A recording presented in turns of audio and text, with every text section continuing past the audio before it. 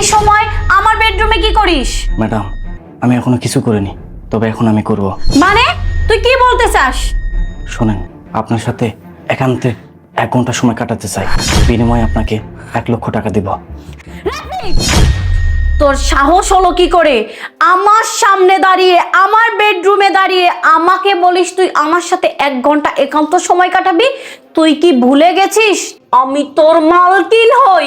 Madam, আমি ভুলিনি, আপনি আমার মালকিন।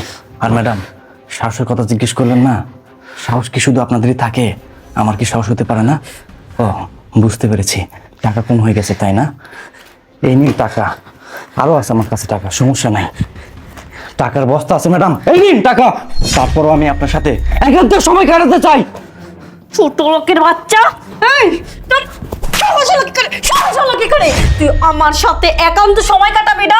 আজকে তোকে আমি মেরে ফেলবো, মেরে ফেলবো। ম্যাডাম, আপনি আমাকে মারেন, কাটেন, যা ইচ্ছা তাই করেন, তারপর আমি বলবো আপনার সাথে আমি সময় কাটাতে চাই। আমার সাথে সময় কাটাবি তাই না? তোর সময় আমি এক্ষুনি কাটাচ্ছি। তোরা আচ্ছা, কি করবেন করেন, স্যারকে ফোন দেবেন, দেন। হ্যালো, তুমি কোথায়? তুমি এক্ষুনি উপরে আসো, 1 মিনিটের মধ্যে তুমি উপরে আসো। স্যার আসুক, দরকার হলে স্যারকেও আমি টাকা দিয়ে কিনে নিব। কি বললি তুই? তোর এত বড় স্পর্ধা!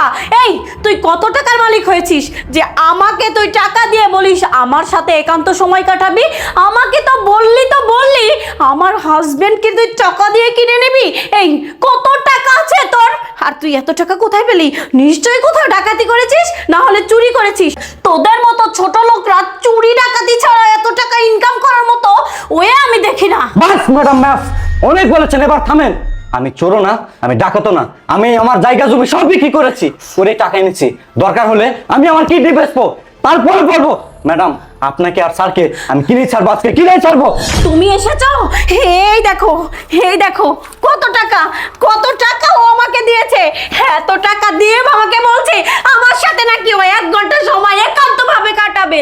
শুধু তাই না, ও আরো বলেছে ও নাকি তোমাকেও টাকা দিয়ে কিনে নেবে। তোর ম্যাডাম যা বলছে এটা কি সত্যি? হ্যাঁ সত্যি। হ্যাঁ সত্যি মানে? এই এই, তুই কি বললি? সত্যি মানে?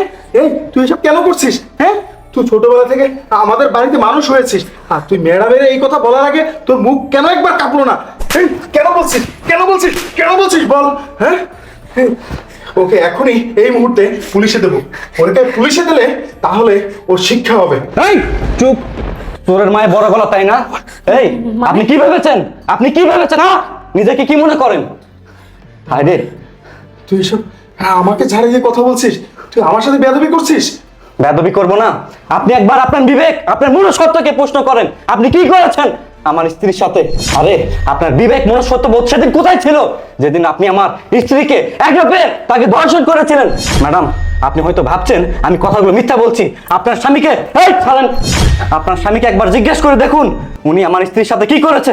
ম্যাডাম, আজকে আপনার সাথে আমি 1 রাত কাটাতে চেয়েছি। কেন চেয়েছি জানেন? আপনার স্বামীকে শিক্ষা দেওয়ার জন্য, আপনার চোখ খুলে দেওয়ার জন্য।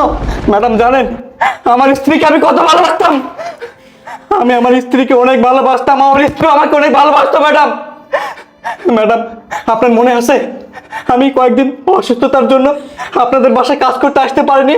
ম্যাডাম, এই স্যার আমার বাসায় গিয়েছিল আমাকে খোঁজার জন্য, তখন আমি বাসায় ছিলাম না, সেই সুযোগে আমার বউকে আপনার এই স্বামী এই জানোয়ার ধর্ষণ করে।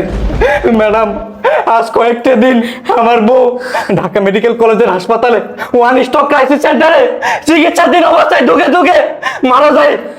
এবং মারা যাওয়ার আগে ম্যাডাম এই চিঠিতে সবকিছু লেখা আছে, সবকিছু লিখে দিয়েছে। দেখেন ম্যাডাম, দেখেন, এই বিশ্বাস যায় আপনার কাছে? হয়তোবা জানি আপনারা আমার বিচার করবেন না, আপনারাও যদি আমার বিচার না করেন আমি আমাকে সাক্ষী রাখলাম, ওই আমার বিচার করবে, ওই আমার কাছে আমি বিচার করবো, আমার কাছে আমি বিচার করবো। আমার স্ত্রী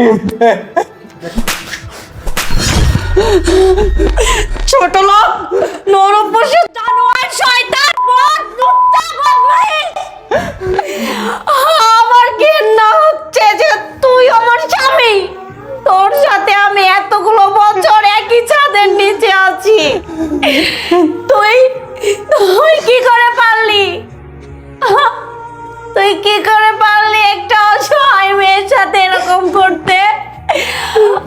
আমি তোকে কিসের কমতি রেখেছিলাম? আমাকে তুই বলতে পারতি। আরে আমি সাময়িকের জন্য অসুস্থ ছিলাম, তুই আমাকে বলতে পারতি। তুই আমার অসুস্থতার সুযোগ নিয়ে আমার বাসার কাজের ছেলের বলছি আমার মুখে আনতেও রুচিতে বাজছে যে তোর রুচি এতটা খারাপ। তুই কি না আমার অসুস্থতার সুযোগ নিয়ে তার সাথে নোংরামো করতে পারলি, আর করলি তো করলি, তাকে এই দুনিয়া ছেড়ে চলে যেতে বাধ্য করলি।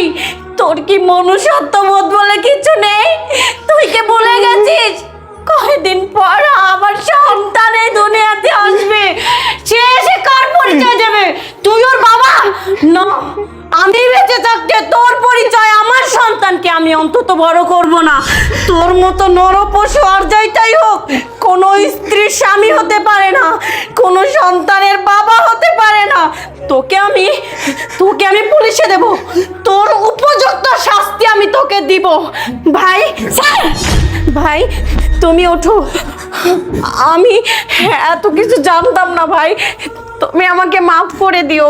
আমি আপনাকে কথা দিচ্ছি, আপনার স্ত্রীকে কঠিন অত্যাচার করে যে এই দুনিয়া থেকে চলে যেতে বাধ্য করেছে, আমি নিজে তার যোগ্য শাস্তির ব্যবস্থা করব।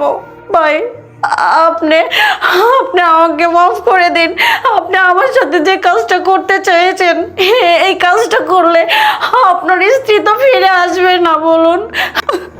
ম্যাডাম, আপনি কাঁদবেন না আর আমার কাছে ক্ষমা চাইবেন না। আপনি তো একজন ফেরেশতার মতো মানুষ, আপনার মতো মানুষই হয় না। আমি ভাগ্যবান ছিলাম যে আপনার মতো একজন মানুষের আন্ডারে আমি কাজ করেছি। আমার স্ত্রী তো চলে গেছে দুনিয়া থেকে, তাকে তো আমি আর ফেরত পাবো না। তবে ম্যাডাম, আমি এখন যাই, আমার স্ত্রীর শেষ কাজটা আমি করি। ভালো থাকবেন আপনারা। দেখো নূপুর, তুমি আমার শেষবার মতন একটাবার ক্ষমা করে দাও প্লিজ। আমি আর কখনো এই ধরনের ভুল করব না।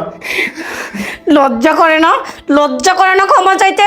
তুমি এই কাজটা না করলেও ওর বউয়ের জীবনকে ফিরে আসবে, বলো? আসবে না? আমার ঘেন্না লাগছে যে তুমি আমার স্বামী।